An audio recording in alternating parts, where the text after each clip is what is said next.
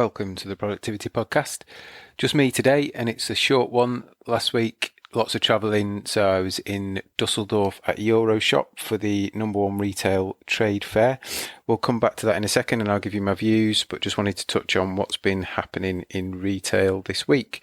So lots of things going on. Ocado saw retail revenue fall 3.8% to 2.2 billion for the 2022 financial year, recording a £501 million loss before tax, the biggest in its 23-year history of trading. Clearly some operational efficiencies and replanning, repurposing will be going on there. We've got Dunelm have become the latest major retailer to trial 4-day working week for staff in selected departments and potential to expand that initiative. So there's some people working from home or the office as part of those trials as well. M&S adding Crew clothing to their branding, and they are giving customer assistants and team support managers a 9% year-on-year pay rise, which is equivalent to them investing 57 million into salary. So some good news there. Tesco's launching a lift and learn product display from skincare brand Aveeno. Jigsaw opened 3 new stores, Manchester, Islington and Kensington. Sephora has opened its first retail store in the UK after 17 years in Westfield, London. Sainsbury's closing 2 general merchandising depots. AO continues to turn around, so it's reported an expectations rise coming in between 37.5 and 45 million, which is way above forecast. Primark reported amazing sales, so half one sales to be ahead 19% year on year, which is brilliant.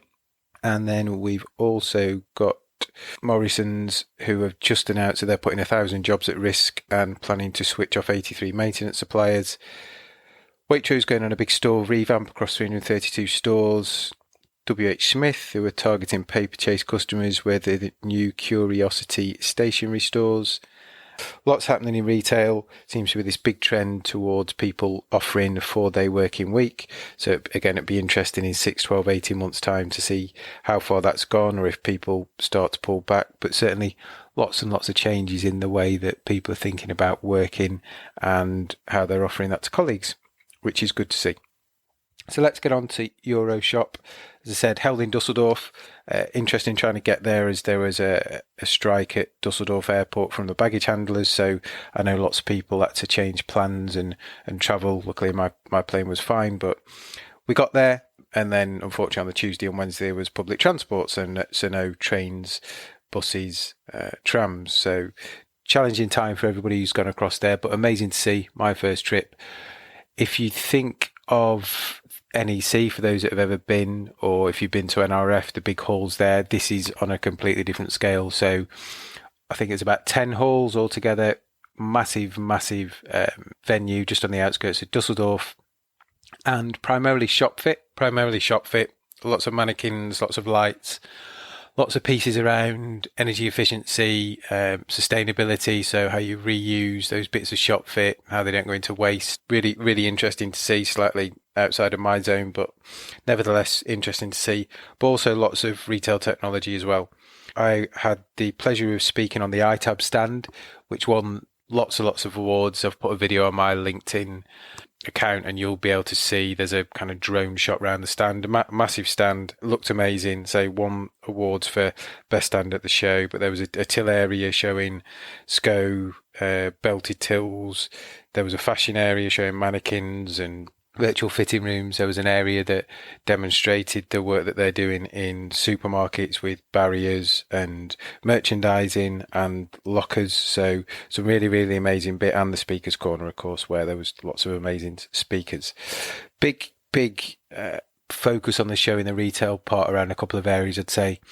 One being shrink. So clearly big issue at the moment. Lots of people putting gates in, additional cameras in, dummy display boxes I've talked about before. So lots going on in that world, and just great to see the next evolution of that.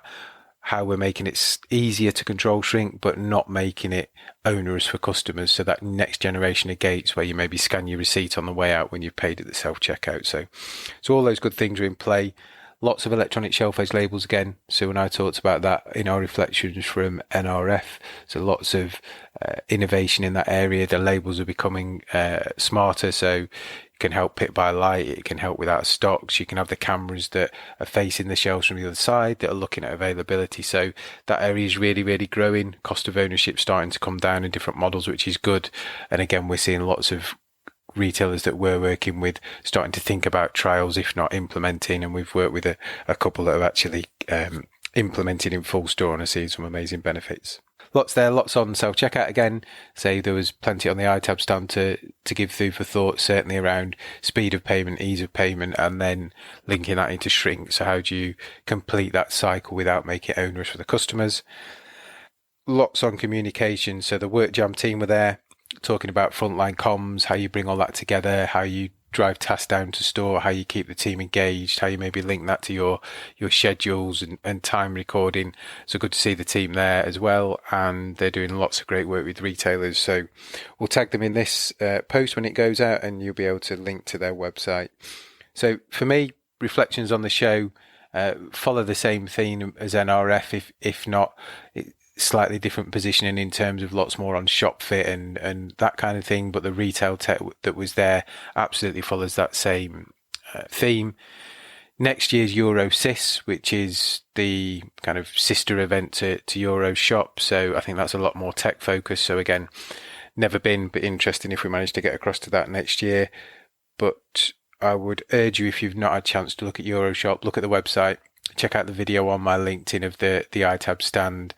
And if you're interested in things slightly outside the retail tech sphere, absolutely amazing event to go to. Can't do it justice in terms of the scale, and it's every 3 years. So big pent up demand, probably the busiest event I've been to pre and post lockdown. Lots of different nationalities there, lots of people really excited to talk and engage in conversation around operational effectiveness and other bits. So if you've not been, check out the website. Got to wait 3 years now, unfortunately, to the next one, but get it in the diary and maybe I'll see you there.